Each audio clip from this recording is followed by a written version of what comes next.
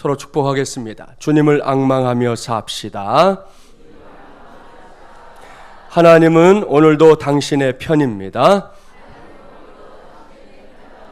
할렐루야. 오늘은 제11차 특세의 두 번째 시간입니다. 오늘은 미가야, 사람이 아닌 하나님을 기쁘시게 했던 사람이라는 제목으로 하나님의 말씀을 전하도록 하겠습니다. 요즘 성경 통독 중인데요, 이번에 성경을 통독하면서 혹은 조금 전에 말씀을 봉독하면서 이미 파악이 됐을 겁니다. 오늘 제가 여러분과 함께 만나보려고 하는 미가야는 다름 아닌 선지자입니다. 사무엘 선지자를 비롯해서 엘리야, 엘리사는 너무 잘 아시죠? 그리고 구약 성경에서 책 이름으로 등장하는 이사야, 예레미야, 에스겔, 다니엘 등등도 익숙한 이름일 겁니다. 그러한 선지자들에 비하면 미가야는 거의 무명에 가까운 인물입니다. 그러나 그의 삶은 결코 무명이라는 이 그늘 아래 묻혀서는 안 될 삶입니다. 미가야는 자신의 삶을 통해 이번 특세의 주제인 하나님을 앙망하는 것이 무엇인지를 보여주고 있는데요, 이것이 오늘 제가 여러분에게 미가야 선지자를 소개하는 이유입니다.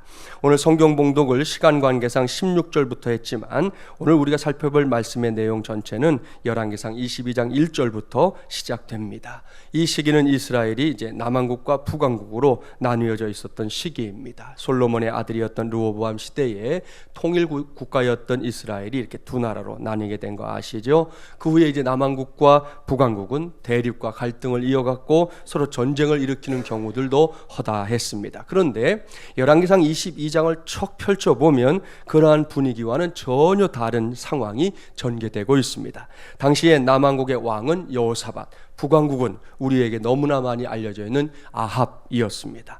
엘리야 선지자가 갈멜산 위에서 바알과 아세라 선지자들과 치열한 영적 전쟁을 벌였던 것을 기억할 겁니다. 그때 바알과 아세라 선지자의 뒷배가 되어주었던 사람, 바로 북이스라엘의 왕 아합이었고 그의 부인이었던 이세벨이었지 않습니까? 이 오늘 본문에 등장하는 이스라엘 왕은 바로 그 아합을 가리킵니다.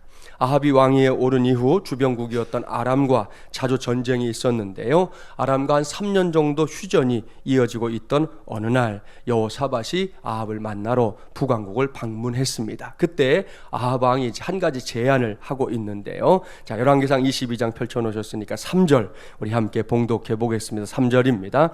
이스라엘의 왕이 그의 신하들에게 이르되 길랏 라못은 본래 우리의 것인 줄을 너희가 알지 못하느냐? 우리가 어찌 아람의 왕의 손에서 도로 찾지 아니하고 잠잠히 있으리요 하고. 무슨 말인지 아시겠죠? 구약 시대에 이 요단강을 두고 좌우로 각각 3개씩 모두 6개의 도피성이 있었다는 거 제가 단톡방에서도 설명했던 적이 있었습니다. 그 중에서 길랏 라못은 요단강 동편에 있었던 이 도피성 가운데 하나였습니다. 이렇게 중요한 영토를 아람이 빼앗아 갔던 거지요. 이에 아합은 여호사밧에게 우리 이 민족의 땅이었던 길랏 라못 되찾자 제안했고요, 여호사밧은 그 제안을 흔쾌하게 받아들였습니다. 그런 다음을 주목해야 합니다. 아합과 달리 하나님을 믿는 믿음을 갖고 있었던 여호사밧은 이 전쟁에 대한 하나님의 생각을 묻자 제안합니다. 이에 아합이 무려 400명의 선지자들을 불러 모았습니다. 그들은 이구동성으로 길랏 라못을 되찾는 것이 하나님의 뜻이다 예언했습니다. 살다 보면 이제 이럴 때가 좀 수상하잖아요. 너도 나도 다 그게 맞다고 말할 때 그게 좀 아닌 것 같은데 이런 마음이 들 때가 있지 않습니까? 여호사밧도 그런 마음이 있었던 모양입니다. 그래서 다른 선지자가 없느냐 물었는데요, 이때 등장하게 된 사람이 바로 미가야 선지자입니다. 열왕기상 22장 8절 말씀에 따르면 미가야는 이미 아합 왕의 이 눈밖에 나 있는 사람이었습니다. 이유는 한 가지, 미가야가 예언을 하기는 하는데 할 때마다 아합 왕에게 흉한 것만 예언하기 때문이라는 겁니다. 그래서 아합은 미가야를 불러오고 싶어 하지 않았지만 여호사밧 때문에 할 수 없이 그를 부르게 됩니다. 처음에는 미가야도 400명의 선지자들과 마찬가지로 아람과의 전쟁에 찬성하는 예언을 했습니다. 그러자 이번에는 또 자기 좋은 말 해줬는데 또 아합이 또 의구심을 품는 거예요. 오늘의 본문의 시작이었던 16절 말씀을 보니까 어서 네가 알고 있는 진실을 말해라. 자기가 좋아하는 말대로 해줬는데도 또 다그치는 걸 볼 수가 있어요. 그때 미가야가 이제 본격적으로 하나님의 말씀을 전합니다. 본문 17절 함께 봉독할까요? 그가 이르되 내가 보니 온 이스라엘이 목자 없는 양같이 산에 흩어졌는데 여호와의 말씀이 이 무리에게 주인이 없으니 각각 평안히 자기의 집으로 돌아갈 것이니라 하셨나이다. 아멘. 자, 이것이 무슨 예언입니까? 아합 왕이 길르앗 라못을 빼앗는 전쟁을 일으키면 이스라엘이 패배하게 될 것이다 하는 예언입니다. 사랑하는 여러분, 이것이 길한 예언입니까? 흉한 예언입니까? 예, 흉한 예언이지요. 18절 말씀을 보면 미가의 예언을 듣고 나서 아합이 여호사밧에게 하는 말이 있어요. 내가 이럴 줄 알았다는 거예요. 미가야가 좋은 예언 해줄 리가 없다는 것이죠. 그때 미가야가 예언을 이어나갑니다. 본문 19절부터 21절 관심을 갖고 함께 봉독합니다. 19절부터 21절입니다. 미가야가 이르되 그런즉 왕은 여호와의 말씀을 들으소서. 내가 보니 여호와께서 그의 보좌에 앉으셨고 하늘의 만군이 그의 좌우편에 모시고 서 있는데 여호와께서 말씀하시기를 누가 아합을 꾀어 그를 길르앗 라못에 올라가서 죽게 할꼬 하시니 하나는 이렇게 하겠다 하고 또 하나는 저렇게 하겠다 하였는데 한 영이 나와 여호와 앞에 서서 말하되 내가 그를 꾀겠나이다. 미가야는 자신이 보았던 환상을 아합과 여호사밧에게 자세하게 말해주고 있습니다. 하나님의 보좌가 나옵니다. 그곳에서 아합을 어찌할 것인가를 놓고 일종의 회합이 벌어졌습니다. 여기서 주목할 것은 한 영이 나와서 내가 아합을 꾀겠나이다 라고 말했다는 사실입니다. 그 방법은 다른 것이 아니라 이 선지자라고 불리는 이들의 입에 거짓말하는 영을 보내겠다는 것이었습니다. 여기까지 기록된 말씀을 우리가 생각하면서 적어도 두 가지를 배우고 또 기도 제목으로 삼아야 할 겁니다. 첫째, 거짓말하는 영에 관한 경계심을 가져야 한다는 것입니다. 오늘날 우리 주변에 있는 이단이나 사이비들을 이렇게 들여다보면 이해할 수 없는 일들이 있어요. 그 중에 하나를 소개하려고 합니다. 수요 성경 공부에 오신 분들에겐 제가 그냥 구두로 한번 소개한 적이 있는데요.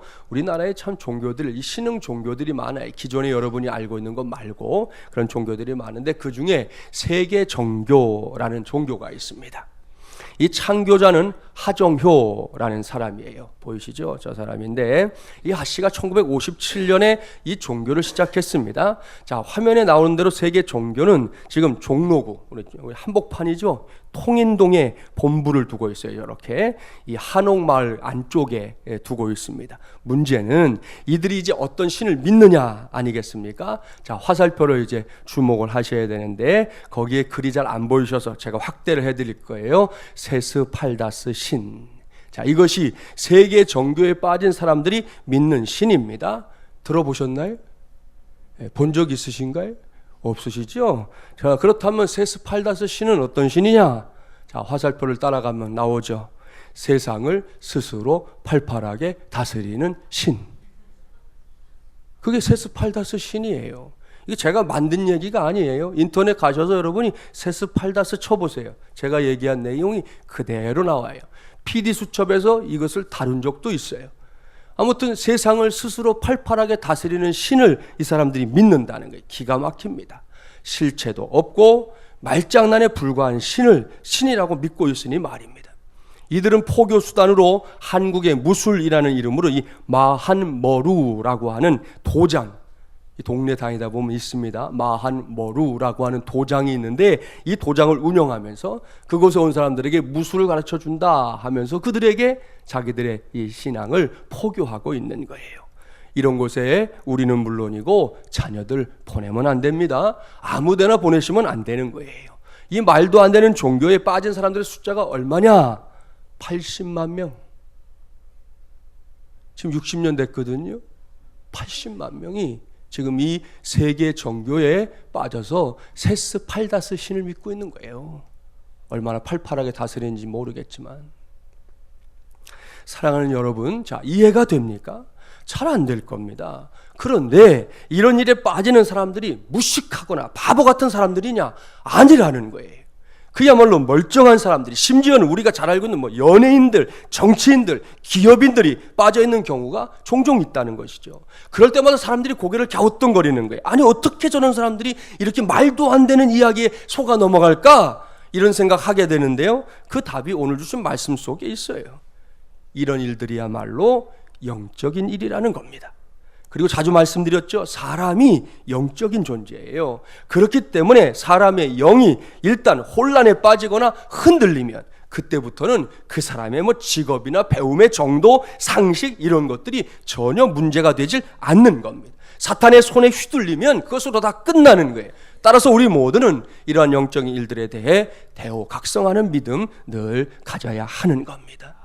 제자훈련반에서 훈련 중에 한 집사님을 통해 얼마 전에 들은 이야기가 있어요. 이 집사님이 결혼 초기에 함께 신앙생활했던 한 집사님이 있었습니다. 그 집사님 신앙생활이 얼마나 대단했던지 매사에 너무나 충성되고 열심히 있는 집사님이었습니다. 특별히 하나님의 은혜를 갈망하면서 이 성경 배우는 일에 늘 앞장섰던, 그 교회에서 그 누구도 따라올 수 없을 정도의 열정을 가졌던 분이었다는 거예요. 오죽하면 우리 교회 그 집사님에게 그 집사님은 신앙의 모델이었습니다. 나도 나이를 먹고 신앙생활 계속하면 저런 집사님처럼 돼야지, 그렇게 되면 좋겠다, 그렇게 다짐하고 다짐할 정도였습니다. 그런데 어느 날 늘 사건과 사고가 일어나는 그 어느 날 그 집사님으로부터 문자가 날라왔어요. 내용인즉슨 이만희의 신천지가 진리이니 자기와 함께 신천지 교회로 가자는 그런 문자였습니다.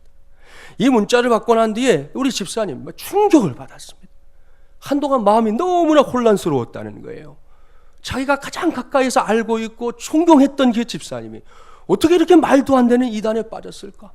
도무지 이해가 되진 않아서 한동안 그것 때문에 너무 마음이 어려웠다고 그렇게 이야기하더라고요. 사랑하는 여러분, 이것은 비단 남의 일만이 아닙니다. 이 자리에 앉아있는 저와 여러분, 우리 모두도 경계해야 할 일입니다. 이런 일을 보거나 들으면 제일 먼저 해야 할 거 다른 거 아닙니다. 하나님의 말씀을 더욱 가까이 해야 합니다. 교회 안에서 제대로 된 신앙훈련에 집중해야 하는 거예요. 수박 겉핥기식으로는 안 됩니다. 신앙생활 나 정도면 돼 라고 착각 중에 착각에 빠지면 안 됩니다. 드라마 앞에서는 몇 시간씩 앉아서 집중하면서 하나님의 말씀 앞에 앉아있는 시간은 별 볼 일 없이 보낸다면 이건 문제 중에 문제입니다. 큰 문제입니다. 그 정도이기 때문에 사입이나 이단에 그 앞에 가서 맥을 못 추는 거예요. 아는 게 있어야 대응을 하든지, 아는 게 있어야 문제를 찾아낼 거 아니에요. 아는 게 없는데 교회만 다닌다고 아는 게 아니잖아요. 내 자신을 훈련하는 것도 없이 내가 알고 있는 게 없는데 어떻게 대처하겠냔 말이에요. 이를 명심하고 먼저 말씀 위에 제대로 서는 저와 여러분이 되기를 바랍니다. 무엇보다 우리가 이렇게 진리 안에 있음에 감사하셔야 돼요. 하나님이 우리를 그래도 그 많은 곳 중에서 진리의 자리에 불러주셨으니 얼마나 감사한 일입니까? 무엇보다 쉬쉬거리며 이런 일을 찾아다니는 사람들이 있거나 권하는 사람이 있을 때는 바로 교회에 알려야 됩니다. 그것이 잘하는 것이고 그것이 지혜입니다. 이 점에 대해서는 이미 말씀을 가끔 드렸기 때문에 이제 이 정도로 마무리하겠습니다. 두 번째로 생각해야 할 것이 있어요. 그것은 이제 오늘의 말씀 제목인데요. 미가야의 믿음이 사람이 아닌 오로지 하나님을 기쁘시게 하는 데에 초점이 맞춰져 있었다는 사실입니다. 왕정시대 아닙니까? 왕정시대인데 감히 왕 앞에서 하고 싶은 말을 다 하는 사람 있을까요? 없을까요? 없습니다. 이것이 현실인데요. 미가야는 이 점에 있어서 여느 사람들과는 분명히 다른 사람이었습니다. 본문 앞에 있는 13절 말씀을 보세요. 아합 왕의 명령으로 미가야를 데리러 간 사신이 미가야에게 얘기합니다. 당신도 다른 선지자들처럼 이 일에 대해서 길한 예언을 좀 하십시오. 그렇게 충고했어요. 그러나 그때 미가야의 고백이 뭐냐?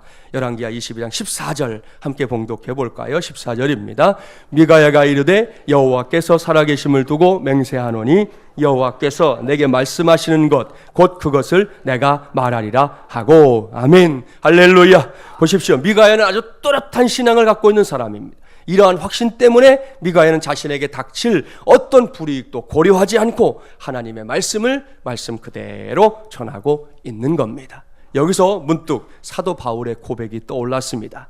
여러분 신약성경 갈라디아서 1장 1절 갈라디아서 말씀 제가 소개해 드릴게요. 이제 내가 사람들에게 좋게 하랴 하나님께 좋게 하랴 사람들에게 기쁨을 구하랴 내가 지금까지 사람들의 기쁨을 구하였다면 그리스도의 종이 아니니라. 이 말씀 기억하실 겁니다. 여러분, 이것이 제 11차 특세를 감당하고 있는 저와 여러분의 고백이 되기를 바랍니다. 그렇습니다. 우리는 내가 최종적으로 기쁘시게 해야 할 분이 누구인지 정확하게 알아야 합니다. 그렇게 해야 할 이유 매우 단순하고 분명합니다.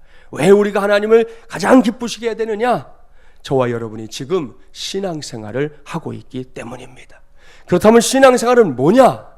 절대적인 가치의 중요성을 인식하고 사는 삶입니다. 그것이 신앙생활이에요. 신앙생활이 성경책 끼고 왔다 갔다 하는 게 신앙생활 아니에요. 교회 드나드는 거, 그것이 신앙생활이 아니고 절대적인 가치의 중요성을 인식하고 사는 삶이라고요. 이것이 무슨 의미인지 예수님께서 하신 말씀으로 설명을 하겠습니다. 요한복음 15장 1절 2절 말씀 여러분 한번 찾아볼까요? 신약 173쪽.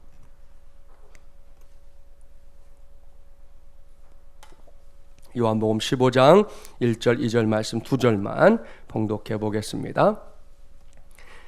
173쪽 함께 봉독해 볼까요? 나는 참 포도나무요 내 아버지는 농부라. 물은 내게 붙어 있어 열매를 맺지 아니하는 가지는 아버지께서 그것을 제거해 버리시고 무릇 열매를 맺는 가지는 더 열매를 맺게 하려 하여 그것을 깨끗하게 하시느니라. 아멘. 잘하는 말씀이죠. 여기서 예수님께서 비유하신 포도나무와 이 가지의 관계, 이것이 주님과 우리의 관계이고요. 이것이 바로 절대적인 관계입니다. 왜입니까? 가지가 나무에 붙어 있으면 살지만 떨어지면 죽는 것이기 때문입니다. 그렇기 때문에 절대적인 관계라는 거예요. 이러한 사실을 철저하게 인식하면서 사는 하루하루의 삶, 그것이 신앙생활입니다. 사도행전을 펼쳐보세요. 이것은 초창기 그리스도인들에게 실제 상황이었습니다. 우리나라의 초창기 그리스도인들도 다르지 않았습니다. 그런데 오늘날은 어떻습니까? 신앙생활에서 절대적인 가치가 온당한되었습니다. 그렇게 되다 보니 신앙생활이 마치 여러분이 걸고 다니는 목걸이, 끼고 다니는 반지처럼 액세서리처럼 변해버렸습니다. 그러니 매사가 제멋대로예요. 이게 절대적인 가치라는 걸 알면 그렇게 하지는 않을 텐데 액세서리이기 때문에 내 멋대로 한단 말이죠. 기분에 따라 하고 안 하는 것이 됐고요. 뭔가 이유만 있으면 신앙생활을 얼마든지 뒷전에 둬도 되는 그런 것처럼 인식되고 있습니다. 이런 사람들에게 사람보다 하나님을 더욱 기쁘시게 해야 한다 하는 신앙의 명제는 그다지 의미 있게 들리지 않을 겁니다. 그렇기 때문에 우리는 달라야 합니다. 이 시간에 달고 단잠을 뒤로 하고 여기까지 온 저와 여러분입니다. 여러분이 오늘 이 자리에 앉아있는 이 자체가 이미 그렇게 별 볼 일 없는 삶을 살지 않겠습니다 라고 하는 의지의 표현인 거 아닙니까? 이것이 분명하다면 때때로는 내 자신을 향해, 때때로는 나 아닌 다른 사람들을 향해 내가 붙잡고 있는 이 믿음의 가치, 이 절대적인 가치를 정확하게 표현할 수 있어야 하는 겁니다. 여기서 83세 연세가 많이 드신 이 늦깎이 할머니가 나중에 나이가 드셔갖고 한글을 깨쳤어요. 이 강달막 할머니라는 분인데 이분이 쓴 내 기분이라고 하는 짧은 시를 한 편 소개해 드릴게요. 한번 들어보세요. 이웃집 할망구가 가방 들고 학교 간다고 놀린다. 지는 이름도 못 쓰면서.